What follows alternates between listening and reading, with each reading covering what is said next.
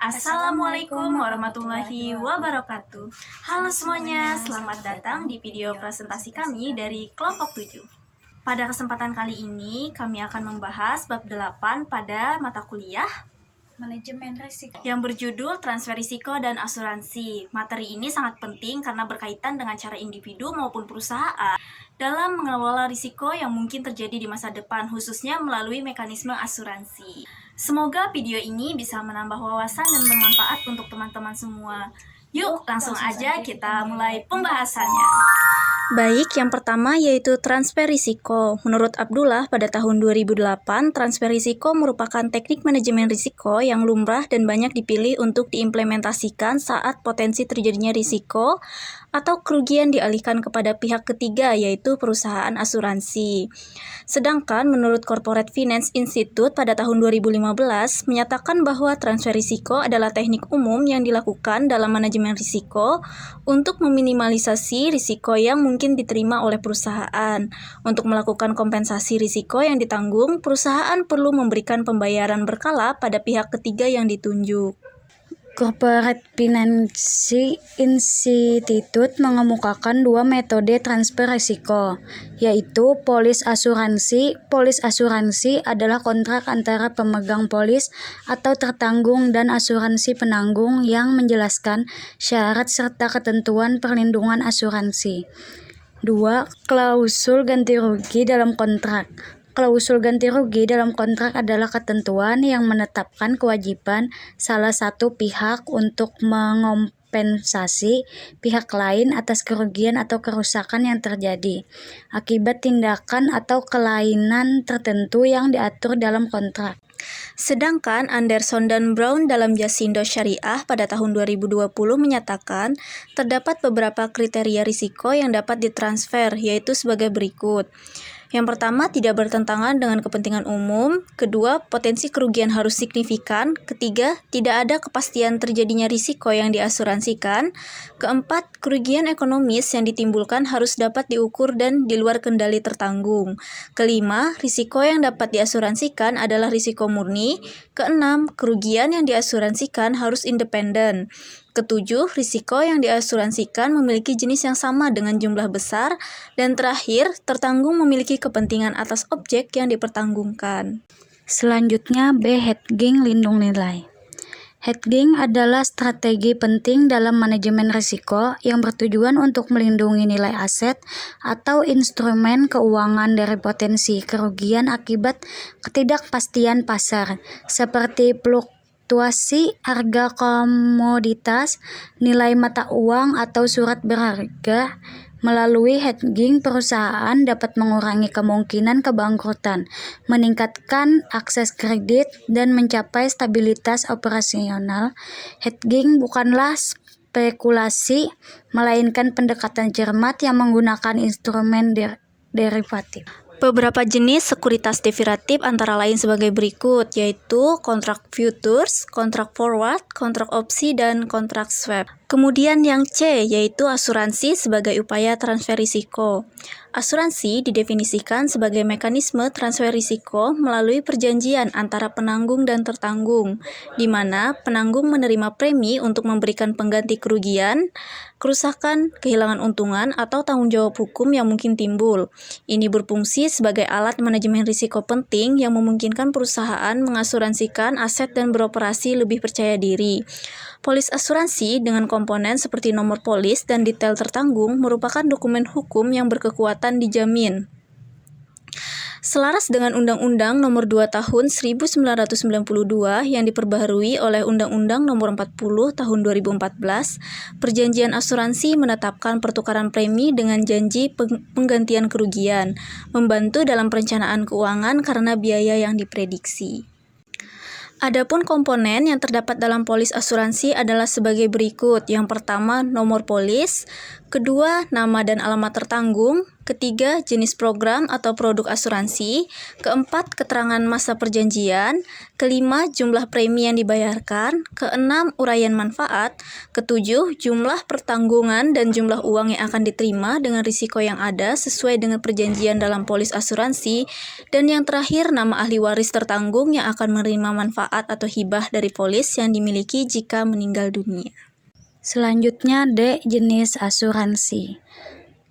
Yang pertama asuransi jiwa, kedua asuransi kesehatan, ketiga asuransi properti, keempat asuransi kendaraan, kelima asuransi tanggung gugat, keenam asuransi bisnis, ketujuh asuransi khusus, kelapan asuransi kelompok, kesembilan asuransi pertanian, dan kesepuluh asuransi kelautan dan kargo. Selanjutnya fungsi dan manfaat asuransi.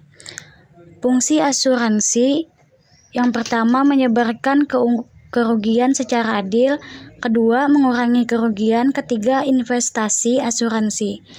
Dan manfaat asuransi yang pertama berperan sebagai penetralisasi risiko, kedua berperan sebagai pengganti kerugian sebesar yang dijanjikan, ketiga memperkecil risiko siksaan mental dan fisik pihak tertanggung, keempat menghasilkan tingkat produksi, tingkat harga, dan struktur harga yang optimum, kelima memperbaiki posisi persaingan perusahaan kecil dan pengendalian kerugian. Baik, selanjutnya kami akan menjawab pertanyaan dari teman-teman semuanya. Pertanyaan dari Muhammad Ansori, apa kelebihan dan kekurangan transfer risiko melalui asuransi dibandingkan metode lainnya? Baik, jadi kelebihan transfer risiko melalui asuransi adalah memberikan perlindungan finansial terhadap kerugian tak terduga dengan biaya premi yang relatif tetap, sehingga perusahaan atau individu dapat fokus pada aktivitas utama tanpa cemas terhadap risiko besar. Selain itu, asuransi menyediakan dukungan profesional dalam penanganan klaim. Kekurangannya adalah keterbatasan cakupan perlindungan, yaitu tidak semua risiko bisa diasuransikan. Kemungkinan adanya sengketa klaim, serta biaya premi yang bisa menjadi beban jika tidak dimanfaatkan secara optimal. Pertanyaan dari Arifin, sebutkan selain asuransi yang bisa digunakan untuk transfer risiko. Selain asuransi, transfer risiko juga dapat dilakukan melalui metode lain seperti kontrak outsourcing, klausul ganti rugi dalam kontrak, hedging atau lindung nilai dalam sektor keuangan, serta pembentukan perusahaan anak atau subsidiary untuk aktivitas berisiko tinggi. Metode ini memungkinkan pemindahan sebagian atau seluruh dampak risiko kepada pihak ketiga. Pertanyaan dari Aulia Ramita, apakah transfer risiko ke perusahaan asuransi sepenuhnya menghilangkan tanggung jawab risiko dari pihak tertanggung? Transfer risiko ke perusahaan asuransi tidak sepenuhnya menghilangkan tanggung jawab risiko dari pihak tertanggung.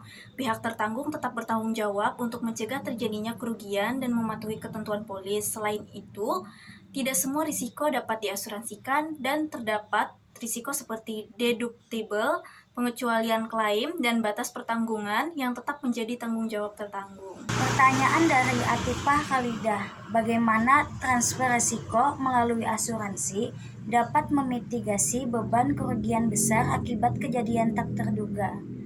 Transfer risiko melalui asuransi membantu memitigasi beban kerugian besar akibat kejadian tak terduga dengan menyediakan dana pengganti atas kerugian yang dialami.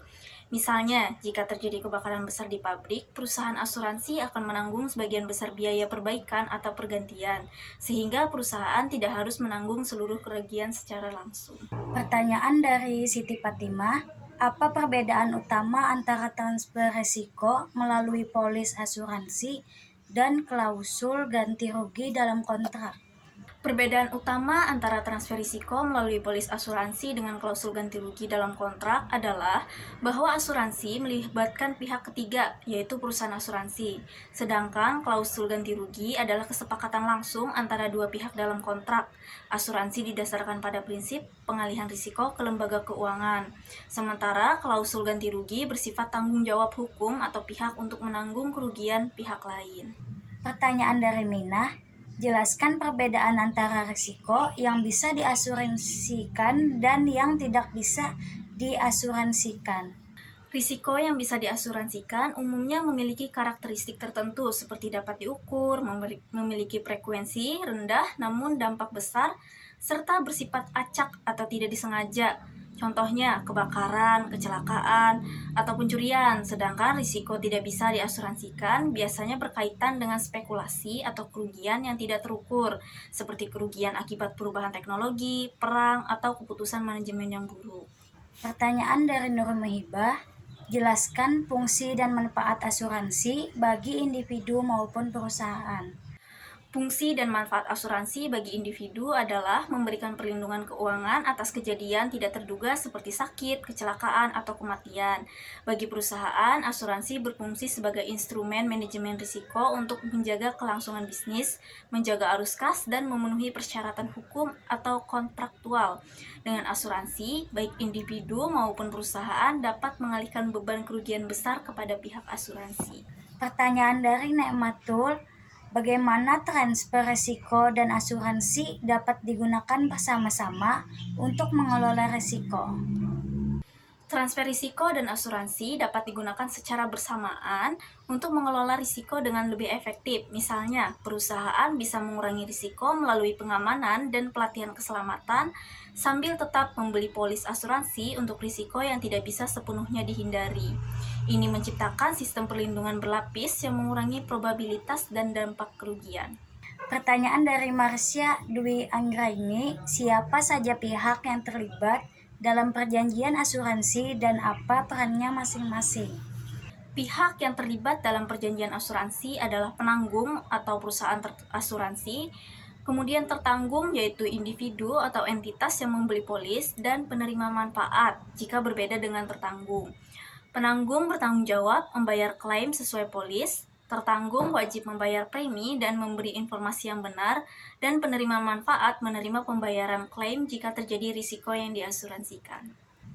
Pertanyaan dari Raudah, jelaskan perbedaan antara menghindari risiko dan mentransfer risiko, berikan contoh masing-masing dalam konteks bisnis. Menghindari risiko berarti tidak melakukan aktivitas yang berpotensi menimbulkan kerugian. Contohnya, perusahaan memilih tidak memasuki bisnis bahan kimia karena risikonya tinggi. Mengurangi risiko adalah mengambil langkah untuk meminimalkan kemungkinan atau dampaknya, seperti memasang alat pemadam kebakaran di pabrik. Mentransfer risiko berarti mengalihkan beban ke pihak lain, misalnya melalui asuransi kebakaran pabrik. Pertanyaan dari Desi Suharti, apa perbedaan mendasar antara transfer risiko melalui asuransi dan melalui hedging? Perbedaan mendasar antara transfer risiko melalui asuransi dan melalui hedging adalah objek dan mekanismenya.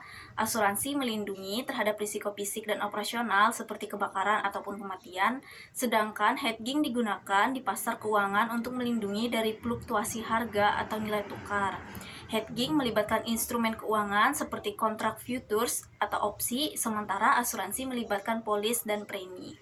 Pertanyaan dari Ripka Mahasin, jelaskan bagaimana transfer risiko melalui asuransi dapat membantu perusahaan. Transfer risiko melalui asuransi membantu perusahaan menjaga stabilitas finansial saat terjadi kerugian besar, sehingga operasional bisnis tetap berjalan. Misalnya, saat terjadi kebakaran atau kecelakaan kerja, perusahaan asuransi menanggung sebagian besar biaya yang memungkinkan perusahaan menghindari kebangkrutan atau gangguan besar dalam arus kas. Pertanyaan dari Muhammad Hafiz, apakah di setiap perusahaan secara hukum diwajibkan adanya asuransi?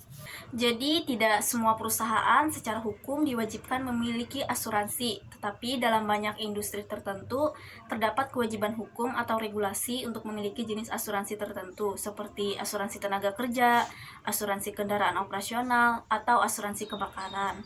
Selain itu, beberapa kontrak bisnis atau pinjaman juga mewajibkan pihak perusahaan memiliki perlindungan asuransi tertentu sebagai syarat kesepakatan.